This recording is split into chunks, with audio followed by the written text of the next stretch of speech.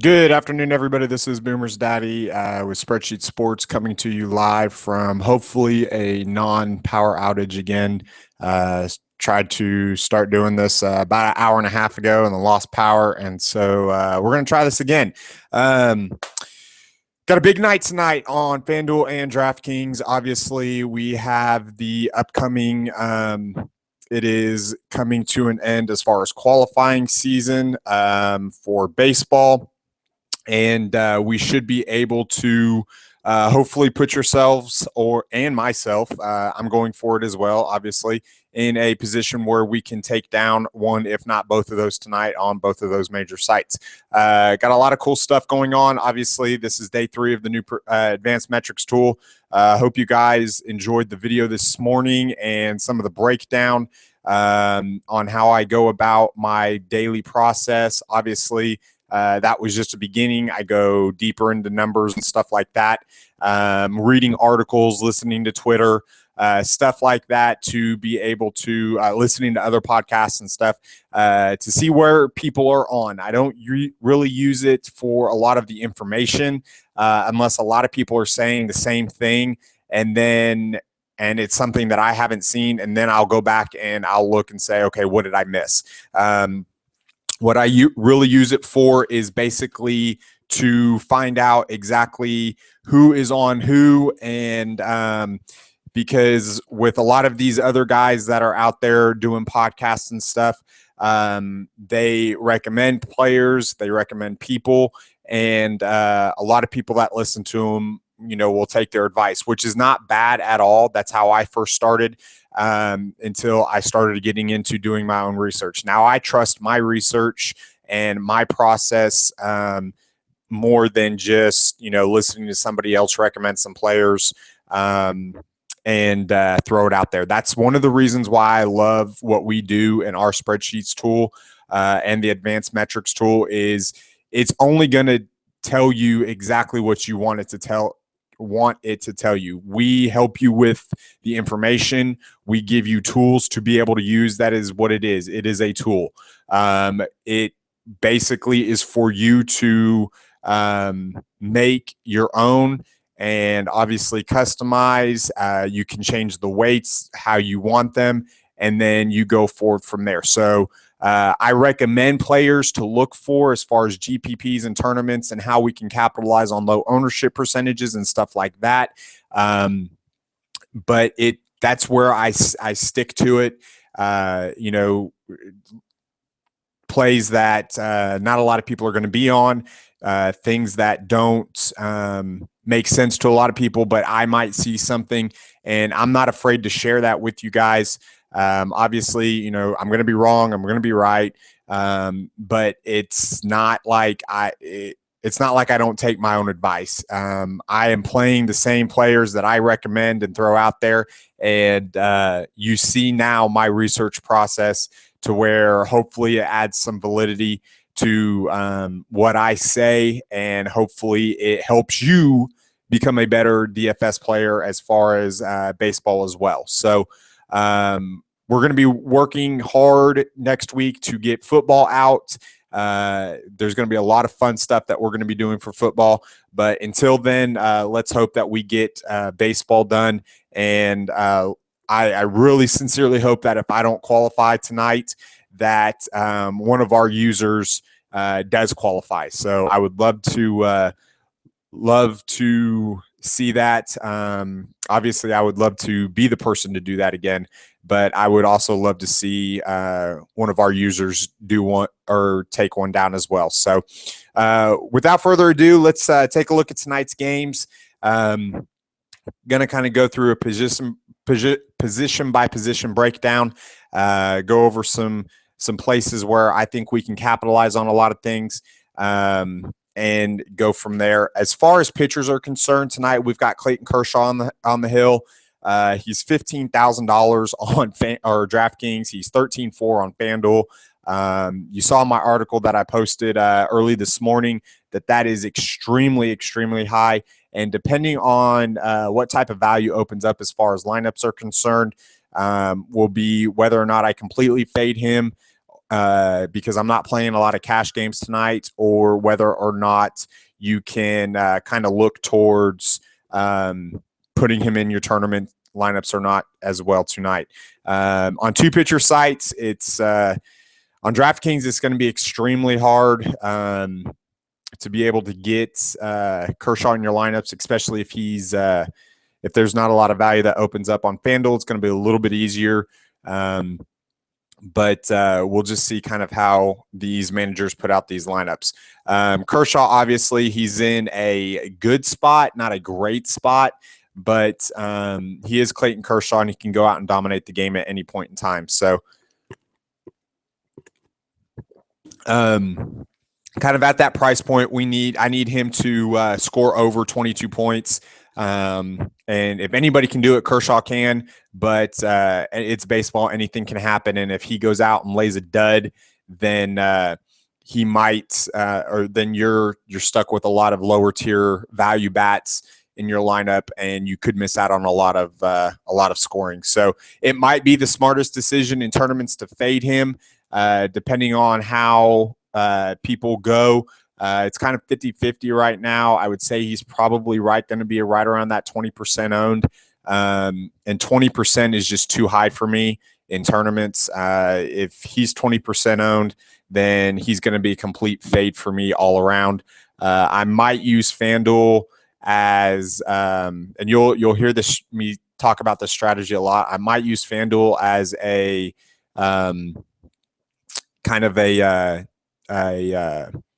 projection tool and throw a $1 entry into a larger GPP just to see what his ownership percentage might be and how the industry is on him, because it's not something that I'm gathering a full grasp on, and then be able to late swap on DraftKings if I can. Actually, I won't be able to because that game starts relatively quick. So I don't know.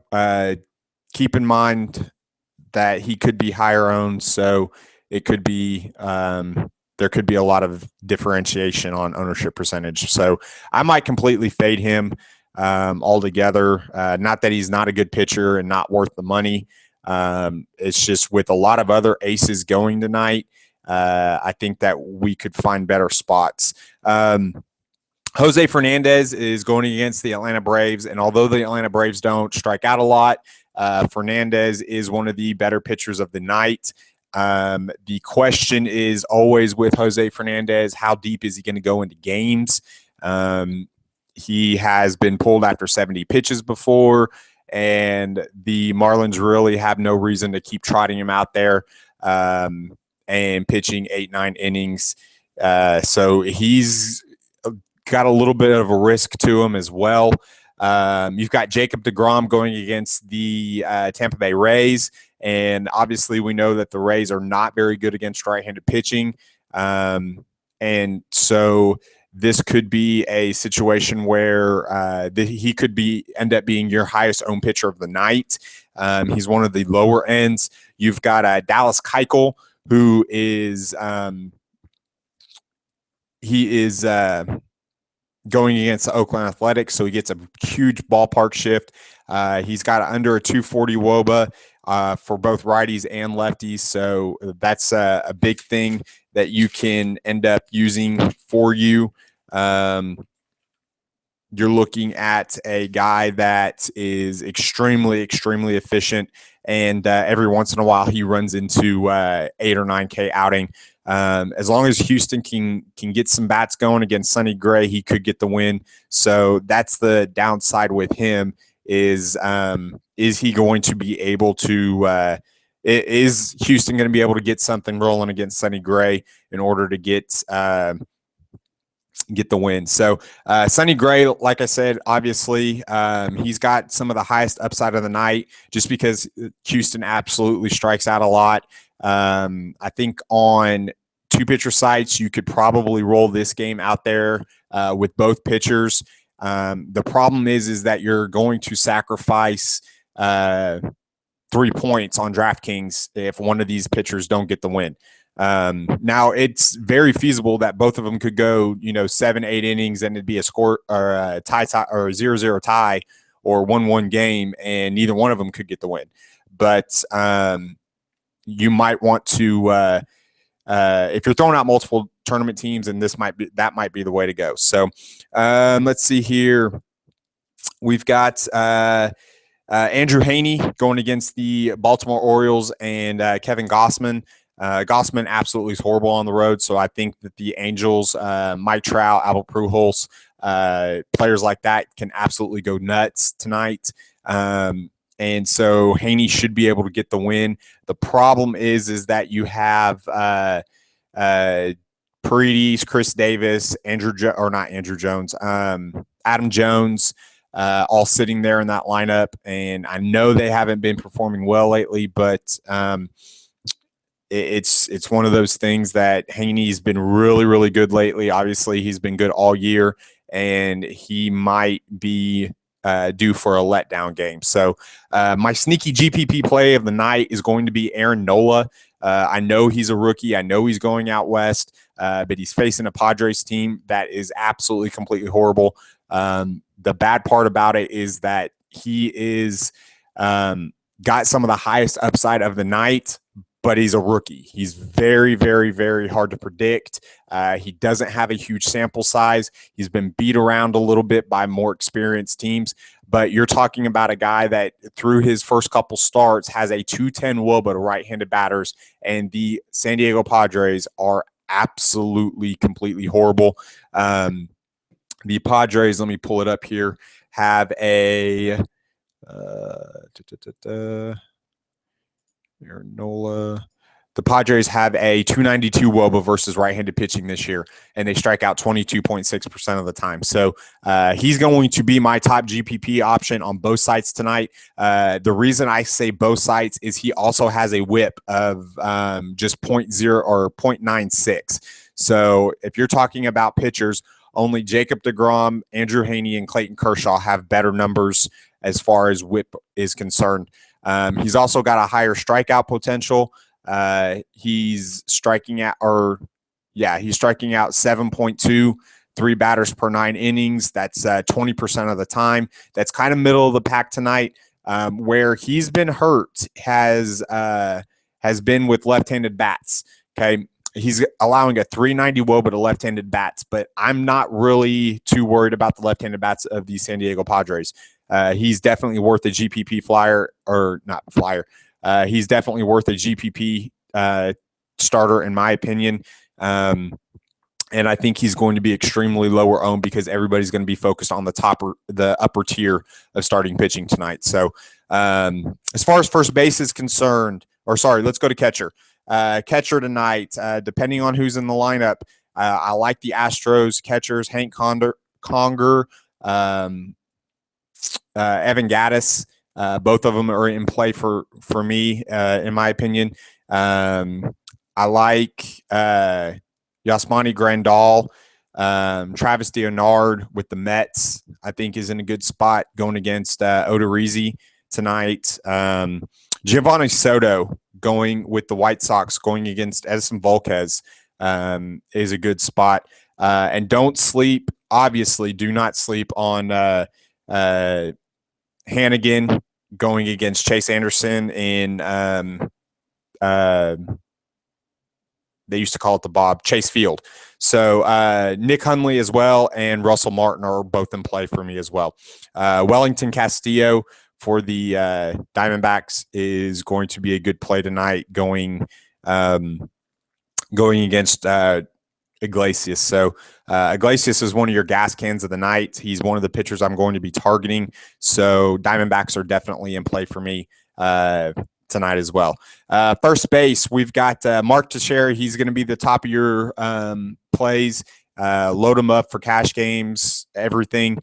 GPPs. He's going to be extremely highly owned because of who he's going against. He's going against R.A. Dickey in the knuckleball. I know the Yankees just got shut down by a knuckleballer about 2 days ago, but you can't really take one from the other.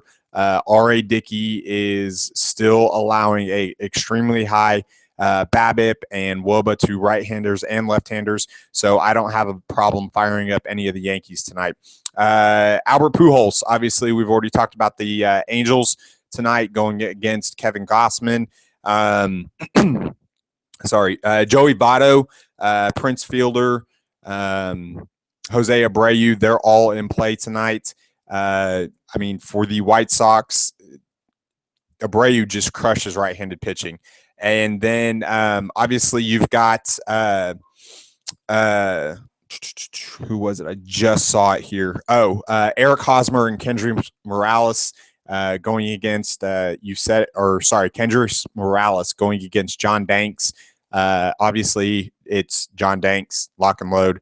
Edwin Encarnacion, Ben Paulson, Justin Smoke, they're all in play. And, of course, Lucas Duda. Ryan Howard is going to be one of your sneakier GPP options of the night going against James Shields. He's probably in my top 3 or 4 as far as first basemen are concerned. But first base, like every position tonight, is loaded. So just lock and load. Make sure you hit the right one that has the best potential to actually hit a dong. So second base is a little bit scary tonight. We've got a couple different options. Obviously, Ben Zobrist has been killing the ball lately since he came over to Kansas City. You've got Colton Wong going against Tyler Cravey of the Brewers.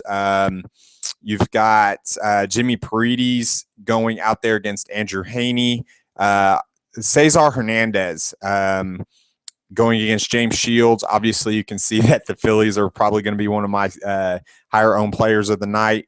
You've got DJ LeMahieu. I like the Rockies tonight as well, going against Jordan Zimmerman. I just think they're going to be sneaky, and everybody discounts them coming out of Coors Field.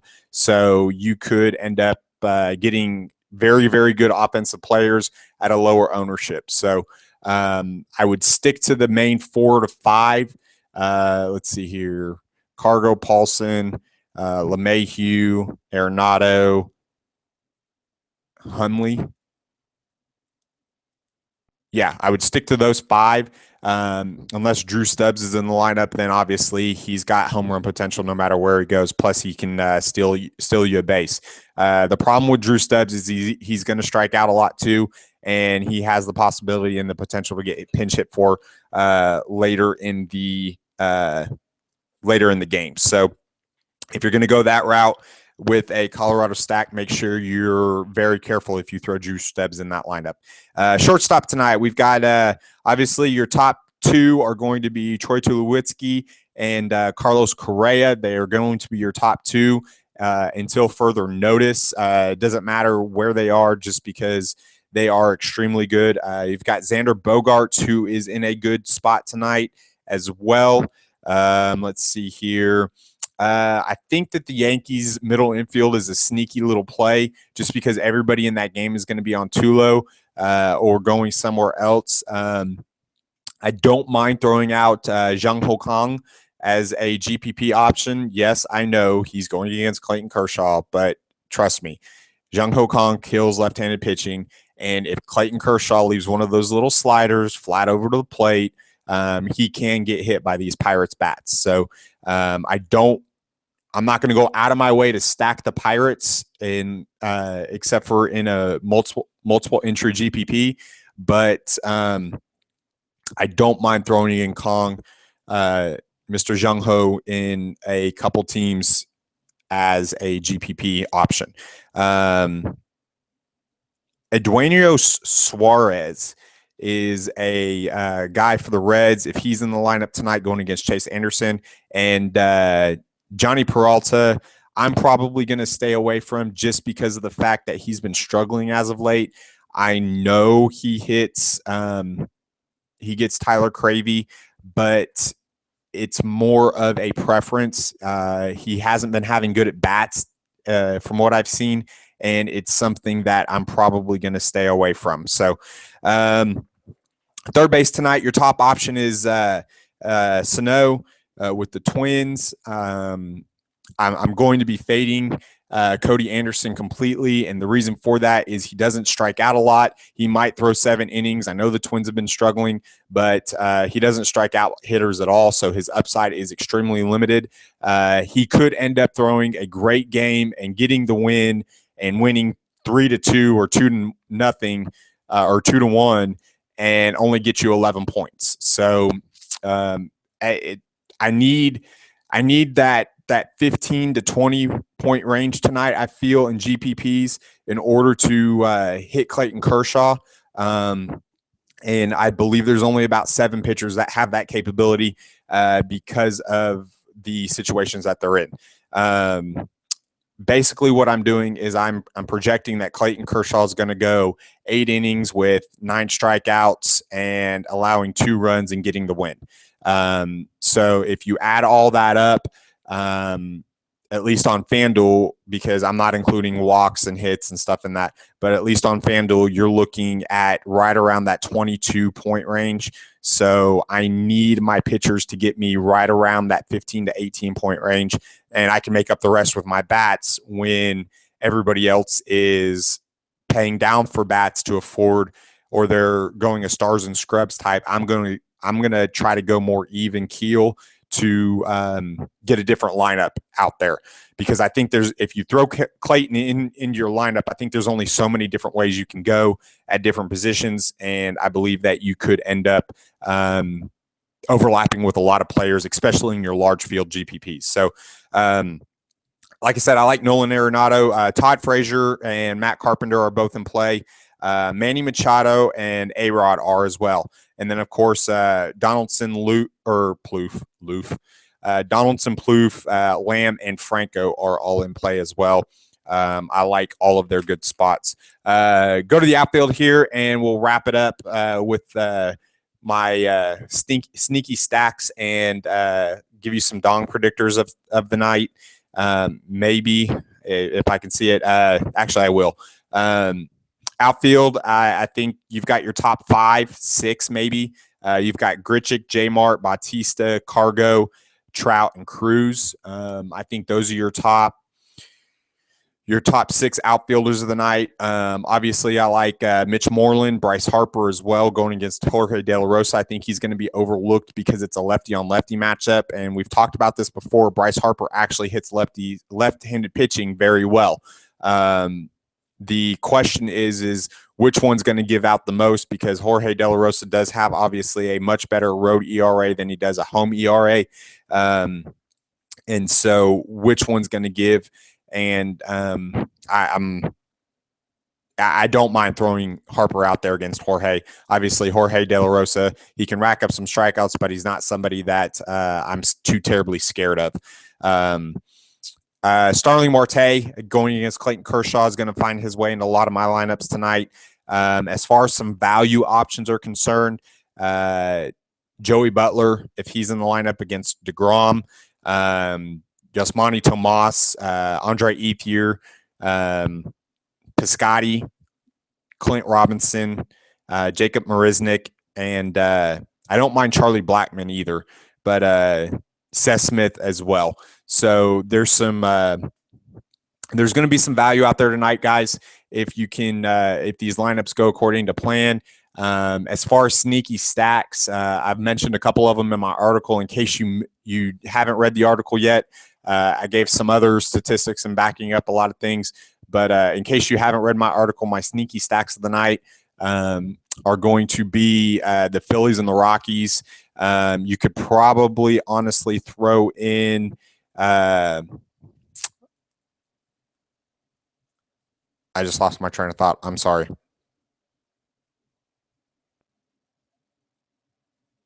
Okay. You could probably throw in the Royals and the Twins as well. The funny thing about it is going to be how the ownership percentages kind of adjust themselves due to the value that's going to be coming out. Top dongs of the night, Nelson Cruz going against a lefty. He gets Cole Hamels at home. You notice I didn't talk about Hamels at all.